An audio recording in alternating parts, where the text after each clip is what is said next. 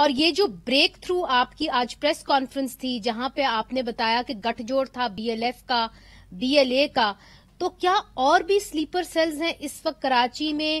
جن کو ابھی تک آپ کی ان تک رسائی نہیں ہوئی یا آپ نے ان کو انکور نہیں کیا؟ آپ نے جو بھی کوشچن کیا ہے اس کو بالکل، یہ جو آج ہم نے پریس کانفرنس کی، کل ایک اہم دہشت گرد گرفتار ہوا اور اس سے بہت زیادہ لیڈ ملی ہے اور اس لیڈ سے آلموسٹ ہم کیس کے بہت کلوز پہنچ گئے ہیں۔ اس سے پہلے بھی میں بتانا چاہوں گا کہ اس سے پہلے جتنے بھی بڑے واقعات کراچی میں ہوئے، چاہے ثانیہ صفورہ کا اور باقی انڈیویجول بڑے کیسز تھے، اس کو سندھ پولیس نے اور جتنے رینجرز نے اور جتنے بھی لا انفورسمنٹ ایجنسیز کے ادارے ہیں، سب نے جوائنٹلی ان کو ڈیٹیکٹ کیا ہے اور ان کو پائے تکمیل تک پہنچایا ہے۔ یہ جو آج واقعہ ہوا تھا، یہ آپ کو پتا ہوگا کہ کراچی یونیورسٹی میں ایک افسوسناک واقعہ ہوا کہ چائنیز پروفیسرز تھیں، ٹیچرز تھیں، وہ یہاں پہ بچوں کو پڑھاتی تھیں، ان پہ ایک خودکش حملہ ہوا۔ خودکش حملے کا جی، مقصد وہ تھا سارا کہ کچھ ہم نے اپنے انٹروڈکشن میں بتایا ہے، مگر جو تحقیقات آپ تک پہنچی ہیں اس کے اندر یہ واضح نہیں ہے کہ کیا اور سلیپر سیلز ہیں، اور اگر ہیں تو کیا حکومت پاکستان ان تک پہنچ پائی ہے؟ دیکھیں جی، یہ ایک آرگنائزیشن نہیں، یہ کافی آرگنائزیشن اس طرح کی ہیں جن کا آپس میں گٹھ جوڑ بھی ہے، جن کا آپس میں لنک بھی ہے، ایک دوسرے کو یہ لوگ سپورٹ بھی کرتے ہیں، ایک دوسرے کو فیسیلیٹ بھی کرتے ہیں۔ جو میجر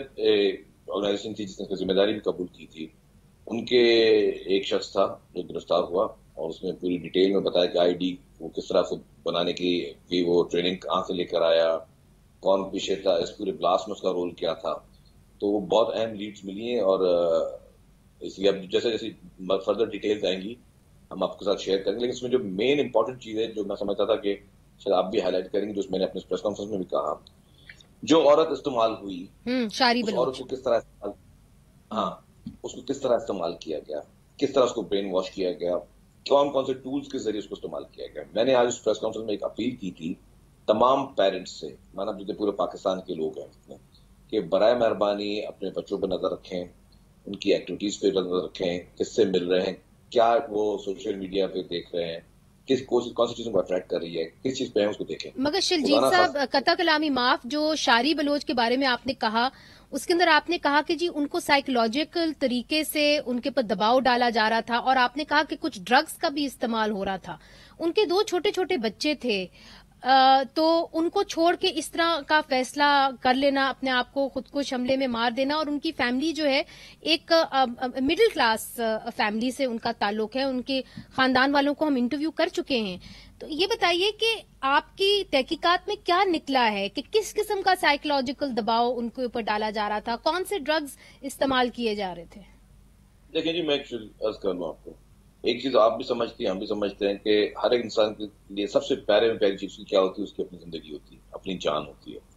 کوئی بھی شخص اگر خودکش حملہ کرنے کے لیے تیار ہو رہا ہے، اپنے آپ کو بلاسٹ کرنے کے لیے تیار ہو رہا ہے، اپنے آپ کو مارنے کے لیے تیار ہو رہا ہے، تو یہ تو 100% ہے کہ اس کو کہیں نہ کہیں سے اس کا برین واش کیا گیا ہے، اس پہ سائیکولوجیکل کوئی ٹیکٹکس استعمال کیے گئے ہیں جس کی وجہ سے اس کو اس چیز پہ آمادہ کیا گیا ہے۔ اور خاص طور پہ اگر مطلب اسپیشلی پڑھا لکھا کوئی شخص ہے، اگر وہ ایجوکیٹڈ آدمی جس کو پورا شعور کا ہے، ایجوکیشن کو ہم کس لیے کہتے ہیں، ایجوکیشن یہ نہیں بولتے کہ وہ اچھا لکھ سکتا ہے، اچھا پڑھ سکتا ہے، ایجوکیشن مطلب کہ آپ کو ایک اچھا شعور ہے، آپ یو آر ایجوکیٹڈ، آپ کو ہر چیز کا پتہ ہے، اس کے باوجود اگر کس کو اس طرح کی چیزوں میں استعمال کیا گیا ہے، کیونکہ اس طرح پہلے جو ثانیہ صفورہ کی بھی میں نے بات کی تھی، اس میں بھی جو لوگ لڑکے جب اس میں ملوث تھے وہ چارٹرڈ اکاؤنٹنٹ تھے، وہ بہت ان کے ہائیلی ایجوکیٹڈ لوگ تھے، اور ان کو بھی برین واش کسی نہ کسی طریقے سے کیا گیا۔ تو اس خاتون کو بھی برین واش پراپر طریقے سے کیا گیا، اور برین واش کرنے کے بعد پھر انسان جب اپنی زندگی کا جب دینے کا ٹائم آتا ہے تو انسان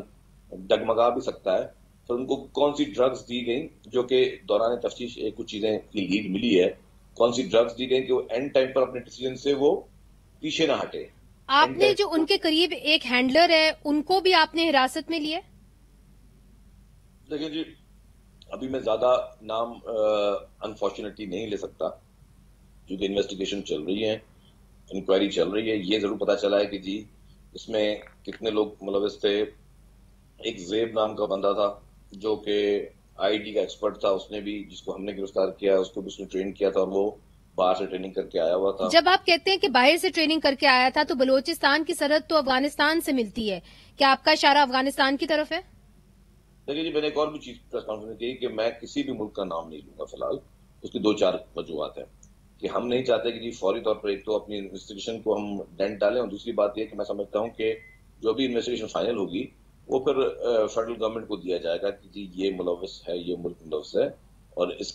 کی سرزمین جو ہے پاکستان کے خلاف اور پاکستان کی دھرتی کے خلاف استعمال ہو رہی ہے. وہ پھر اپنے ڈپلومیٹک چینلز کے ذریعے، آفیشیل چینل کے ذریعے ان کنٹری سے رابطہ کریں گے. مناسب نہیں ہے کہ ہم